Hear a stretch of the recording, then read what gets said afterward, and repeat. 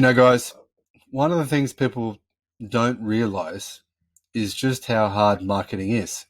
Every day, we see at least 700 marketing messages. And that information comes from the old school, when we used to see traditional marketing all the time, but we weren't looking at phones every day.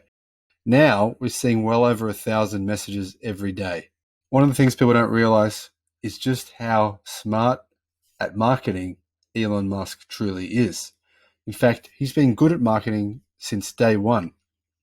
He was able to pitch his first company to investors and make around about 200 million US dollars, which he then reinvested into other companies and so on and so on. Sorry, the first one was 20 million, the second 200 million with PayPal. And then, of course, he was able to use that cash and turn that into Tesla and SpaceX. And now he's doing the same thing with Tesla cars in China. Guys, welcome to the channel. My name is Sam Evans. It's great to have you here. On Teslarati, we've got a Tesla CEO Elon Musk's word-of-mouth strategy is bearing fruit in China today. And it was written by Maria Morano. Maria says, Tesla Giga Shanghai's Vice President of External Affairs, Grace Tao, shared the results of a rather interesting survey which showed that Elon Musk's word-of-mouth marketing strategy is effective in China too.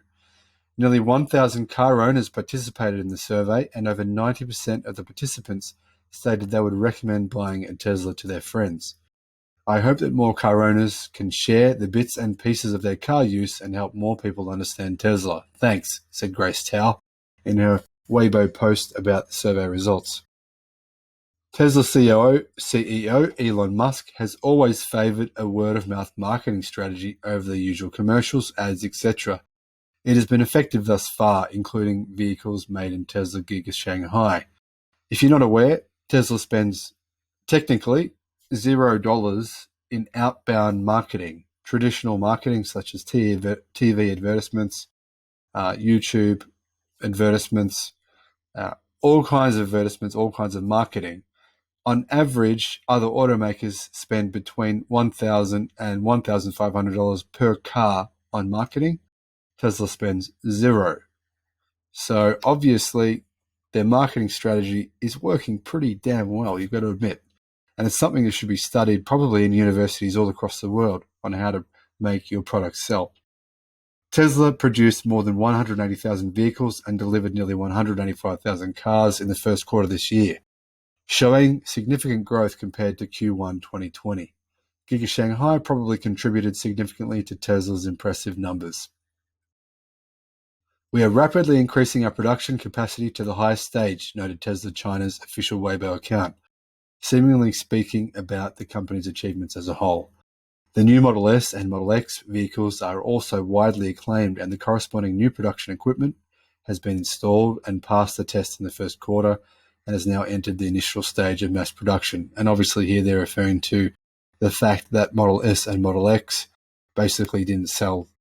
They sold, 5,000 total in Q1 because Tesla didn't make any in Q1 because they're retooled production lines for the new updated versions of the Model S and Model X. Now I expect demand to increase based on, and there'll also be some lag demand from the last quarter to increase in Q2 as people are able to purchase the new Model S and Model X. So we should see a significant increase in deliveries for those two cars. The most popular comments today were Razor Bev says nothing more effective than word of mouth. Change says YouTuber Wu Hua has reported that Tesla has started construction of a second large gigafactory next to current gigafactory in Shanghai. He even has drone footage showing the leveling of the ground has begun. It would double the size of Tesla's presence in Shanghai and enable 1 million vehicles per year to be made in Giga Shanghai. It would be great if someone could confirm that it is indeed Tesla that is building on this new large piece of land next to Giga Shanghai. If this is true, Tesla Shanghai will be larger than Fremont by 2022. I expect the new factory would start production ramp by early 2022, just based on how fast the production started of the first factory. Illuminati responds and says, it's almost certainly that it's Tesla. I'm 99.9% sure. It was revealed in March that Tesla was bidding for land near the factory, Wuwa. We know that there was only one bidder for the land, also Wuwa. Shanghai land market site shtdsc.com has published information that state-owned land will be transferred to the use of some company for the production of new energy vehicles. The second important factor is that the established target income from this land is $11.5 billion per year. This information was published online. This would double the size of Tesla's presence. According to Change, the new land is only 53% the size of the old one, so slightly smaller. However, this is also exciting news, and I'm surprised we haven't really seen reports on this. It sounds like Tesla has bought a massive amount of land so that they can increase significantly the size of Giga Shanghai, maybe even doubling production to over 1 million vehicles, say by maybe 2023. That would be awesome and exciting stuff. And I'm really stoked if this is true. I'm going to have to do some more research, and I'll bring you my research based on whether or not I can find out if this is true. Here, though, from what we can see, it appears that it is. Here's our troll. Hydrogen First, he's back. Okay, Hydrogen First says, Toyota sold 715 Mirais in the US in March alone. The word is spreading like a forest fire. Okay. If you don't know Hydrogen First, he loves hydrogen. He believes that hydrogen is the future of passenger vehicles, and he's pretty delusional. He's the resident troll on Teslarati. Kavaron EV responded to Hydrogen First and said, I never laughed that hard. Thanks for making my day.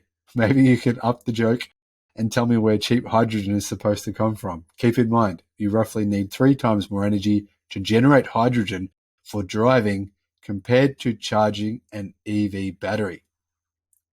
Yep, there's millions of people that don't realize this. You need 3 times more energy to generate hydrogen for driving compared to charging an EV battery. Hydrogen will never ever work in passenger vehicles of any kind ever, and I highly even doubt that it'll work in trucks or goods transport, as some people are predicting it will. I think that's extremely unlikely. I'd bet that it won't. Anozi has responded to Kavaron and said, why bother with him? He's a blind supporter of a dead-end tech. He just doesn't want to throw in the towel and admit he's been backing the wrong horse. And I think that's true. On that note, guys, thanks for coming and viewing this video. It's great to have you, and I really appreciate your support. Looking forward to seeing you on the next one. Have a good day. See you later.